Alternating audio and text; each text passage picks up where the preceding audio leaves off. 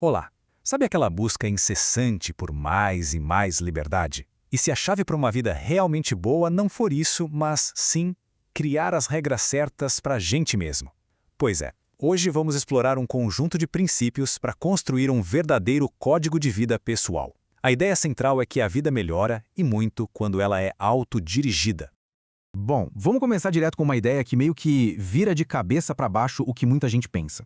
A maioria de nós vive dizendo que quer mais liberdade, né? Mas a verdade é que a ausência total de regras, de estrutura, isso não traz felicidade, não. Isso gera o caos. O que a gente busca de verdade é outra coisa. E essa outra coisa é o que o psicólogo Mihaly Csikszentmihalyi chamou de ordem na consciência. A gente encontra satisfação de verdade quando consegue dar uma direção, um propósito para as nossas ações. No fundo, o desejo não é fugir de todas as regras, mas sim ter o poder de criar as nossas próprias.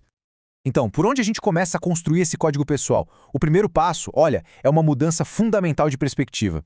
E o mais curioso é que não começa com o que se quer, mas sim com o que se deve rejeitar. Pensa assim, antes de construir qualquer coisa, primeiro a gente precisa limpar o terreno.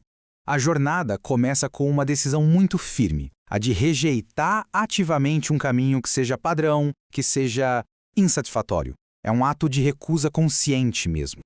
E é aqui que entra uma distinção, olha, poderosíssima, a da visão positiva contra a antivisão. Sonhar com um futuro ideal é legal, inspira, mas muitas vezes é meio vago, né? Difícil de agir.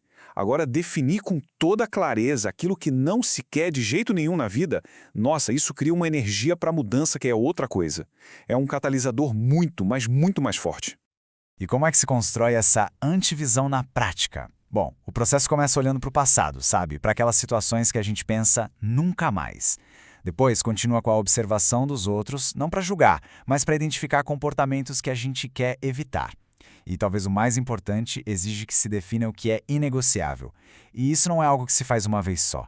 É um processo contínuo, uma bússola que a gente vai ajustando com o tempo. Certo. Com a mentalidade ajustada, agora o foco vai para a ação. Vamos ver como a gente pode sair daquela passividade de só consumir as coisas e começar a construir algo concreto de verdade. E aqui tem uma diferença que é crucial. Muitos de nós acabamos caindo na armadilha do aprendizado passivo. A gente consome conteúdo sem parar, lê um monte, assiste a tudo, mas não aplica nada. O conhecimento real, aquele que fica, que transforma, vem do aprendizado baseado em projetos, quando a gente usa a informação para criar algo tangível no mundo. E para fazer esses projetos andarem, a sugestão é focar em apenas 1 a 3 alavancas diárias. O que é isso? São aquelas poucas tarefas de altíssimo impacto que realmente geram progresso. Isso ajuda a gente a fugir da armadilha do trabalho ocupado, sabe? Aquele que só dá a ilusão de que estamos sendo produtivos. Mas e o combustível para tudo isso? Entusiasmo. Essa palavra, aliás, é fantástica. Vem do grego entusiasmos, que significa algo como ter um Deus interior. A ideia é projetar o nosso dia para incluir atividades que geram energia, que geram inspiração, aquelas coisas que fazem o tempo voar. É sobre cultivar essa chama interna de propósito.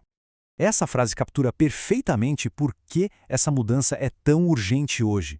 No mundo atual, com a inteligência artificial automatizando cada vez mais as tarefas básicas, o verdadeiro valor se desloca para a criação, para a originalidade. A régua subiu para todo mundo.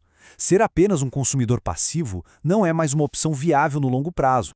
Certo, mas a gente sabe que essa jornada não é uma linha reta, né? Ela exige uma filosofia para a gente conseguir lidar com o desconhecido, o que nos leva direto para a terceira parte. Como aprender a abraçar a ambiguidade e o risco. O modelo de educação que a gente conhece nos empurra para a hiperespecialização, mas a nossa natureza é outra. Nós somos adaptáveis, somos generalistas.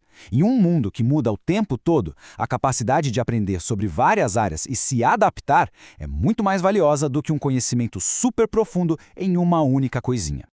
E é nesse contexto que a palavra empreendedorismo ganha um novo sentido. Não é só sobre abrir uma empresa, não. É um estado de espírito, um estado de autoagência, onde a pessoa define as próprias metas e assume total responsabilidade por elas, seja em que área da vida for.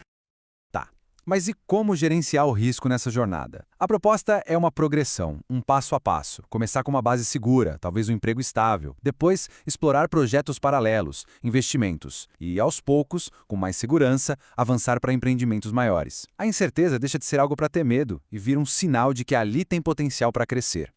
Então, o segredo é se desafiar constantemente, mas de uma forma calculada. É como um lutador que escolhe um oponente só um pouquinho mais forte.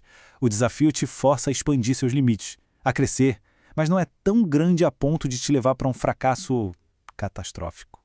E tudo isso nos leva ao componente final, e talvez o mais transformador de todos: a necessidade de a gente ressignificar completamente o papel do erro nas nossas vidas.